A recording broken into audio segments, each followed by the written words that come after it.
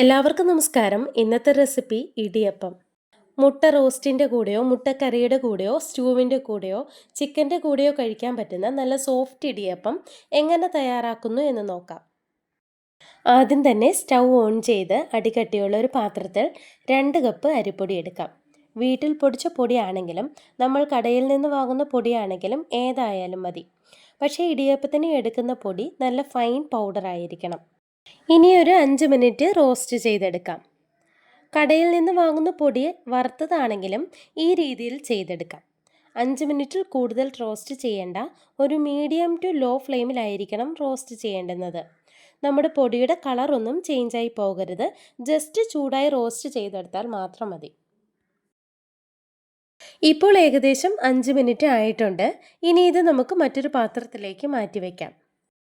ഇനി അത്യാവശ്യം വലുപ്പമുള്ള പൊടികൾ കുഴയ്ക്കാൻ പറ്റുന്ന ഒരു പാത്രത്തിൽ 3 കപ്പ് വെള്ളവും ആവശ്യത്തിന് ഉപ്പും 1 ടേബിൾ സ്പൂൺ വെളിച്ചെണ്ണയും ചേർത്ത് കൊടുത്ത് തിളപ്പിക്കാൻ വയ്ക്കാം.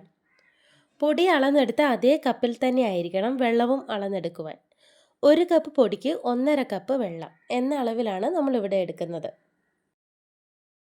ഇപ്പോൾ വെള്ളം നന്നായി തിളച്ചു വരുന്നുണ്ട്. ഇനി ഇതിലേക്ക് റോസ്റ്റ് ചെയ്ത് വെച്ചിരിക്കുന്ന പൊടി ചേർത്ത് കൊടുക്കാം.